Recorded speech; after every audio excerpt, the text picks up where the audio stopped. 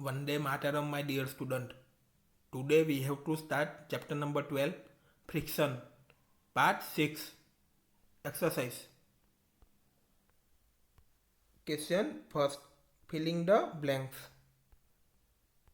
A. Friction opposes the blank between the surface in contact with each other.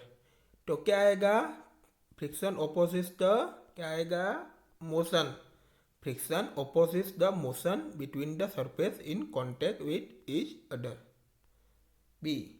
Friction depends on the blank of surfaces. Friction जो है वो surfaces के, कौन सी surface के ऊपर depends करता है? क्या आएगा? रफनेस. क्या आएगा? रफनेस आएगा. Friction depends on the roughness of surfaces.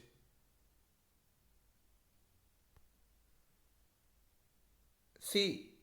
Friction produce blank. Friction क्या प्रोड्यूस करता है? क्या आएगा? Heat. D. Sprinkling of powder on the carrom board blank friction. तो क्या आएगा? रिड्यूस आएगा. Reduce friction. E. Sliding friction is blank than the static friction. कैसा है? क्या आएगा आंसर में? Lesser. Sliding friction is lesser than the static friction. Question second. 4 children were asked to arrange forces due to rolling, static and sliding friction in the decreasing order. Their arrangement are given below. Choose the correct arrangement. तो इधर A. rolling, static, sliding. B. rolling, sliding, static. C. static, sliding, rolling. D. sliding, static, rolling. तो आपको decreasing order में उनको arrangement करना है. तो क्या आएगा? क्या आएगा? सी वाला ऑप्शन आएगा.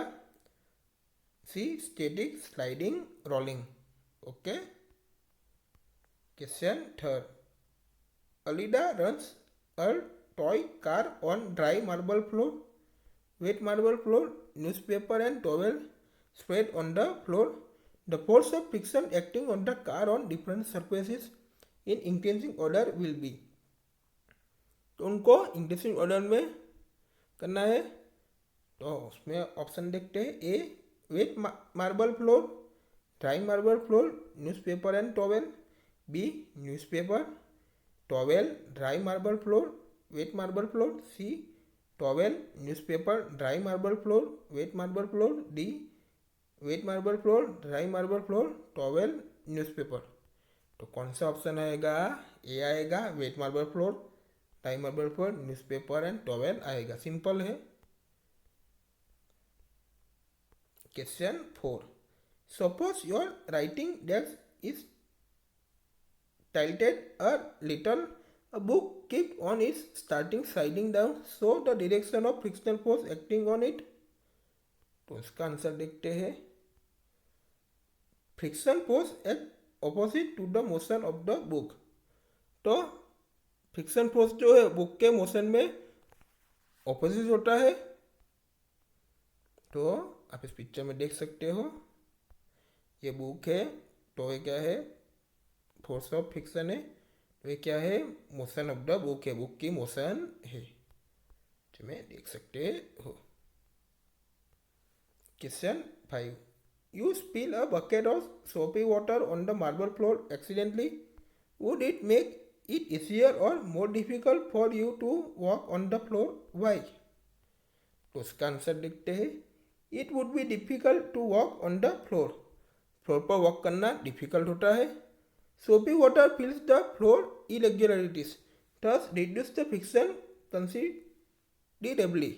तो सोपी वाटर जो है वो फ्लोर को क्या करता है? इरेगुलरिटी फिल्स करता है.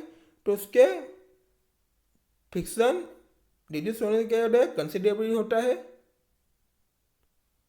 Feet do not make necessary grip with the floor surface, thus increasing the chance of falling. तो फीट जो होता है वो फ्लोर सरफेस के आपको क्या होता है? उससे अच्छी तरीके से आपको ग्रिप नहीं मिलेगी. अपनी फीट अच्छी तरीके से फ्लोर सरफेस के साथ आपको जो ग्रिप चाहिए वो ग्रिप नहीं मिलेगी, तो क्या होगा, आपको फॉलिंग करने का चांसेस आपके इंक्रीज हो जाएंगे, बढ़ जाएंगे, आप गिर ही जाओगे। Question 6, explain why sportsman use shoes with spikes. इसका आंसर देखते हैं। Spikes increase friction and give better grip with the ground. तो स्पाइक्स जो होता है वो फ्रिक्शन को इंक्रीज करता है एंड ग्राउंड पर क्या देता है, बेटर ग्रिप देता है। It avoids slipping of sportsman while playing और रनिंग। कि जब स्पोर्ट्समैन जो है वो प्लेइंग और रनिंग करता है तो स्लिपिंग करने से क्या करता है, वो अवॉइड करता है, स्लिपिंग होने ही नहीं देता। तो इसीलिए स्पोर्ट्समैन जो है वो स्पाइक शूज का ही यूज करते हैं।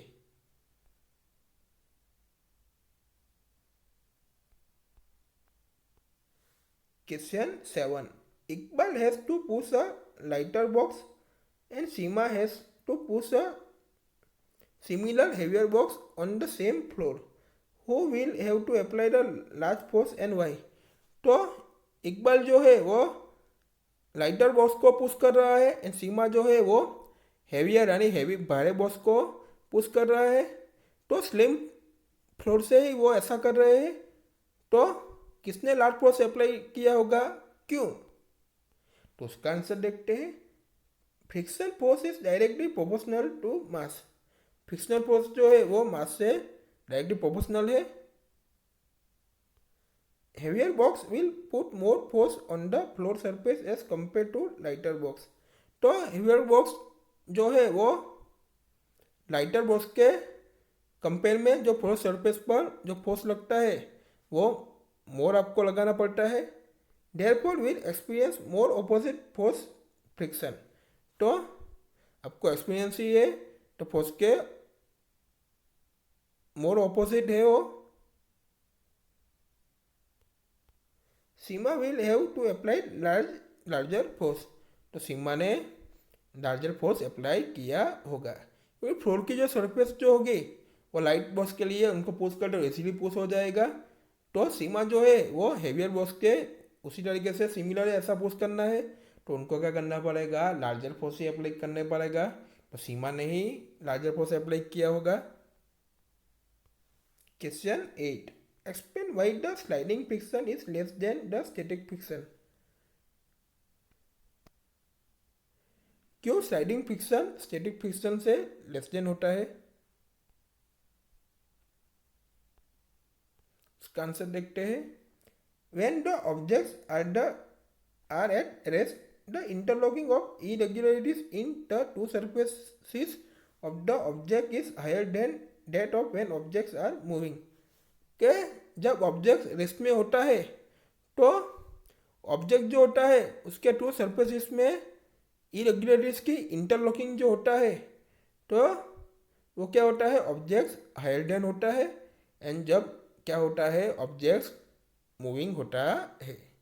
When objects are moving there is less interaction between that surfaces. कि जब ऑब्जेक्ट्स मूविंग करता है तो सरफेसेस के बीच में लेस इंटरेक्शन होता है। That's why sliding friction is less than static friction. Question 9, give examples to show that friction is both a friend and a foe. उसका आंसर देखते हैं। Friction is both a friend and foe due to following reasons. उनका हम reason देखते हैं। Friction act as friends. We are able to walk because of frictional force between ground and our feet। तो हम walk कर पाते हैं क्योंकि हमारी फीट एंड ग्राउंड के बीच में फ्रिक्शन फोर्स लगता है। We are able to write because friction between ball point and the paper surface। तो हम लिख पाते हैं क्योंकि paper surface and ball point के बीच में फ्रिक्शनल होता है। Nails and screws stick to wall surfaces because of friction. तो फ्रिक्शन की वजह से ही नेल्स एंड स्क्रू जो होता है वो वॉल सरफेस के ऊपर स्टिक कर पाते हैं। तो उसमें ही फ्रिक्शन की ज़रूरत पड़ती है। lightening a matchstick is because of friction between matchstick and the slight surface of the matchbox. तो मैचबॉक्स एंड मैचबॉक्स की साइड सरफेस जो उसके बीच में फ्रिक्शन ही होता है, तो ही हम मैचस्टिक को लाइटिंग कर पाते हैं। तो वही फैली हुई ना हमारे अब फ्रिक्शन एक्ट एज फोर। तो उसके बारे में देखते हैं। Wear and tear of soles of our shoes is due to friction. दूसरा देखते हैं। When a tire deflates, it is difficult to move the vehicles because of to increase friction between the tire and the road surface. तो tyre deflect जो होता है तो vehicles को move करना डिफिकल्ट हो जाता है, क्योंकि टायर एंड रोड सरफेस के बीच में फ्रिक्शन इंक्रीज हो जाता है। Machines gate heated up because of friction. तो मशीन्स भी हीटेड अप हो जाता है, गर्म हो जाता है, तो फ्रिक्शन की वजह से ही। Due to friction, machines and vehicles consumes more fuel and increase maintenance cost. तो फ्रिक्शन की वजह से ही मशीन एंड व्हीकल्स को मोर फ्यूल कंज्यूम्स होता है एंड मेंटेनेंस कॉस्ट भी इंक्रीज होता है। तो फ्रिक्शन की वजह से ये होता है, तो ये फ्रिक्शन एक्ट हो ही हुआ ये सब। Question 10, explain why object moving in fluid must have special shapes. तो उसका आंसर देखते हैं। The frictional force exerted by fluid is called drag और फ्लूइड फ्रिक्शन। तो फ्लूइड के द्वारा ही फ्रिक्शनल फोर्स लगता है, तो उसको क्या कहते हैं? ड्रैग और फ्लूइड फ्रिक्शन कहते हैं। टू ओवरकम और minimise air fluid friction, the bodies of object minimise its surface,